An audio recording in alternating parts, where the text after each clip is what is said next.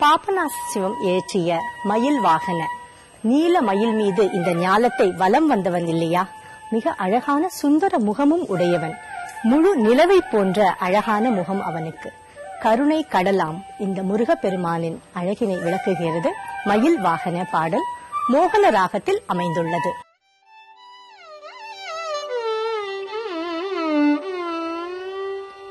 Ganapathi துணைவா